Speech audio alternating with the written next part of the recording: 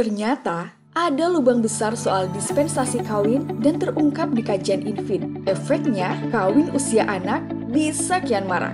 Loh, bagaimana bisa? Sini, kita bikin paham. Jadi, berdasarkan kajian kertas kerja kebijakan internasional NGO Forum on Indonesian Development atau INFID bertajuk Analisis Penerapan Perma Nomor 5 Tahun 2019 tentang pedoman mengadili permohonan dispensasi kawin tahun 2024, ternyata ada urgensi untuk menguatkan implementasi peraturan tersebut, yaitu pertama, memperjelas makna rekomendasi dalam pasal 15 Perma Nomor 5 Tahun 2019. Poinnya, klausul dapat dalam rekomendasi masih bersifat opsional dan bukan keharusan. Kedua, memperjelas makna kemendesakan yang subjektif. Jadi, perlu ada indikator soal makna mendesak sebagai acuan hakim.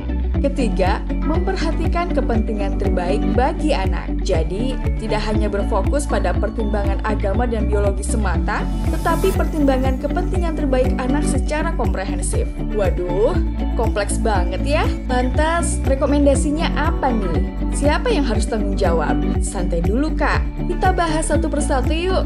Rekomendasi pertama, untuk institusi aparat penegak hukum, khususnya pihak Mahkamah Agung. Penting nih, untuk menentukan kepentingan terbaik anak dan makna kemendesakan dalam Perma Nomor 5 Tahun 2019.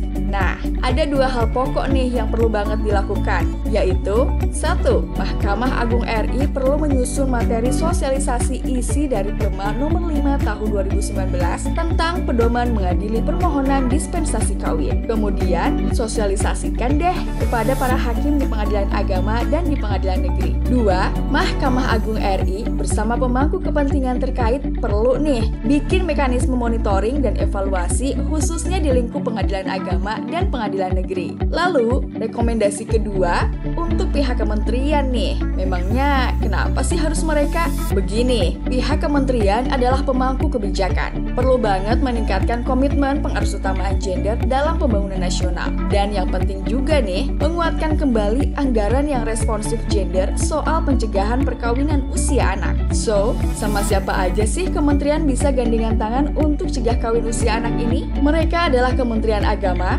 Kementerian Pemberdayaan Perempuan dan Perlindungan Anak RI, dan Kementerian Pendidikan. Di level daerah, ada Dinas Pendidikan, Dinas Koperasi, Dinas Sosial, dan pemerintah desa atau kepala desa juga harus benar-benar bersinergi. Oke, kita bahas satu persatu secara spesifik ya. Untuk Kementerian Agama ini, perlu untuk pertama, melakukan penguatan teologis mulai dari pemberian nasihat atau pengantar atau kata sambutan di upacara perkawinan ataupun acara-acara. Pokoknya, sering-sering deh bicara soal penghapusan perkawinan anak. Kedua, penting banget nih, sering koordinasi sama pihak Pengadilan Agama terkait dengan permohonan dispensasi kawin. Nah, kemudian Dinas Pendidikan, Dinas Koperasi, Dinas Sosial, dan pemerintah desa bisa saling kerja bareng untuk cegah kawin anak. Pokoknya, dibuat lebih erat dan kuat, mulai dari alokasi anggaran untuk yang pengajuan dispensasinya ditolak, lalu memperbanyak penguatan ekonomi, bahkan di level pemerintah desa bisa banget alokasikan anggaran dari dana desa untuk cegah kawin usia anak.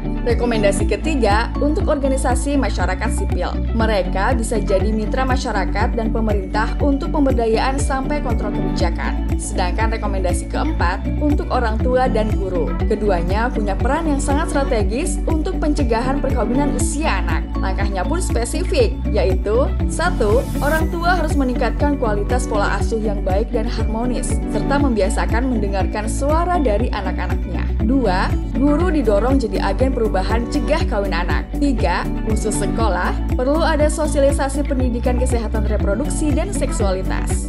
Jika semua itu dilakukan, maka lubang-lubang masalah di pencegahan kawin anak bisa teratasi. Jadi, kapan kita bergerak? Yuk, gandengan tangan sekarang juga. Bersama, kita cegah perkawinan usia anak.